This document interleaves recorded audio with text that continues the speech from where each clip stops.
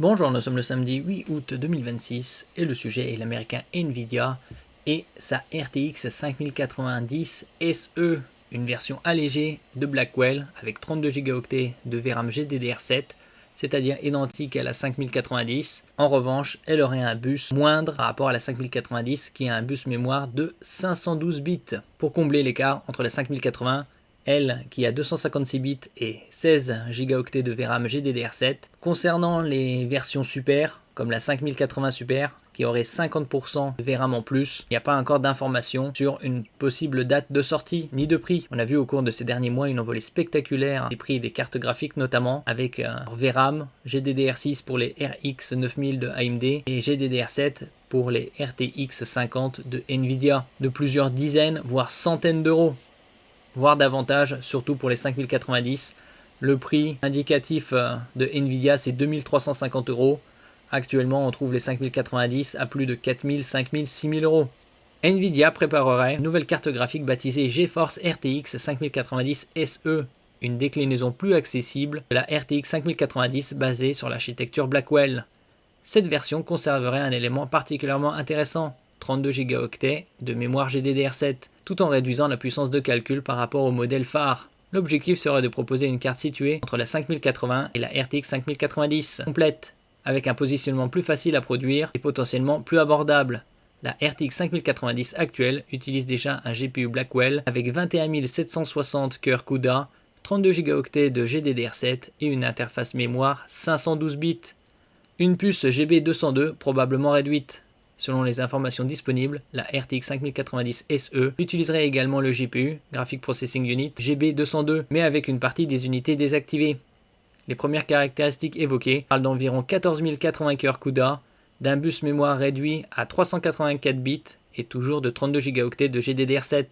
Cette configuration placerait la carte dans une position inhabituelle, conserver une quantité de mémoire digne d'un modèle professionnel, tout en sacrifiant une partie de la puissance de calcul. Est-ce avantageux? Il faudrait voir le prix. Ce sera probablement dans les 2 à 3 000 euros.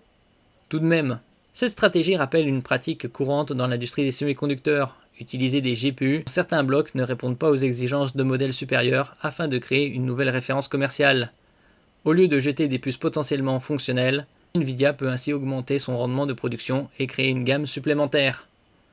Pour rappel, les RTX vont de la 5050 à la 5090, en passant par 5060, 5060 Ti en version 8 et 16 Go de VRAM GDDR7, 5070, 5070 Ti, 5080 et 5090. Donc ici, la RTX 5090 SE se positionnerait entre une RTX 5080 et une RTX 5090.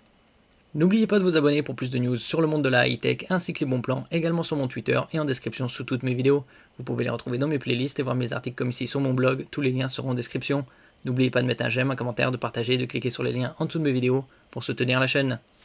Le choix des 32 Go de VRAM est particulièrement intéressant.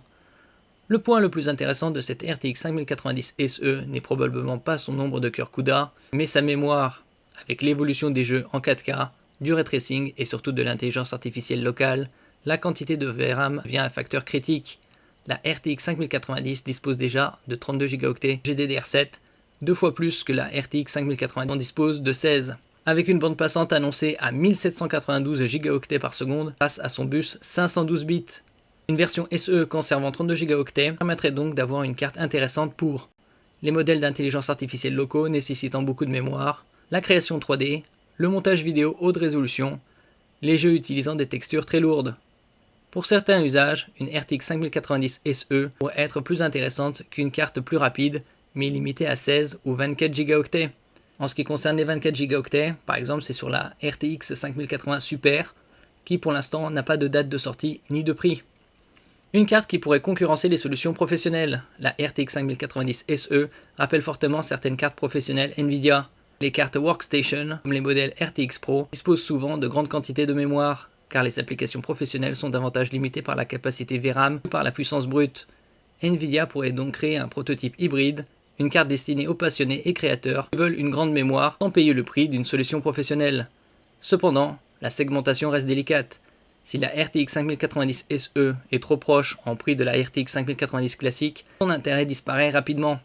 Pour rappel, la 5090 SE aurait un bus mémoire de 384 bits et 14 000 cœurs CUDA environ, contre plus de 21 000 pour la 5090. Le principal problème sera le tarif. Pour l'instant, on ne sait pas combien ça pourrait coûter. La rumeur évoque un prix théorique autour de 1500 $. C'est peu probable. Actuellement, les cartes graphiques avec une RTX 5080 coûtent aux alentours de 1300 à 2000 €. Et ce chiffre semble très optimiste compte tenu du positionnement actuel des GPU haut de gamme. Plusieurs discussions dans la communauté soulignent déjà que la demande et les problèmes d'approvisionnement pourraient maintenir les prix réels bien au-dessus du tarif annoncé. La RTX 5090 elle-même reste une carte extrêmement chère. Donc comme je disais précédemment, on la trouve actuellement à plus de 3000, 4000, 5000, 6000 €. Pour rappel, l'année dernière, la 5090, on l'a trouvée aux alentours, pour les premiers prix, autour de 2500 €. La RTX 5090 elle-même reste une carte extrêmement chère, avec un prix officiel dépassant facilement les 3500 € en Europe.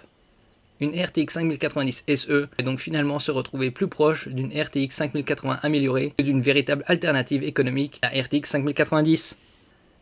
Une réponse aux besoins croissants en intelligence artificielle locale. Cette carte intervient dans un contexte où la demande en mémoire GPU explose.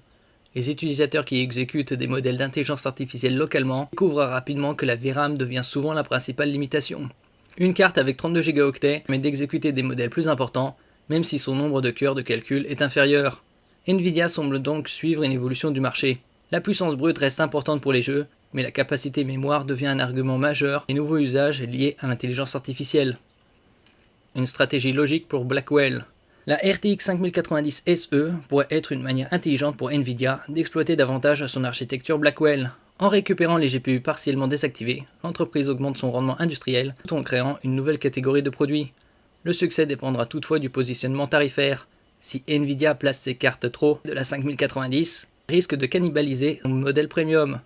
Si elle est suffisamment moins chère, elle pourrait devenir une référence pour les utilisateurs recherchant une grande quantité de VRAM sans passer sur des cartes professionnelles. La RTX 5090 SE illustre surtout une tendance majeure du marché. Dans l'ère de l'intelligence artificielle, la mémoire devient presque aussi importante que le processeur graphique lui-même. Merci pour votre écoute et à la prochaine.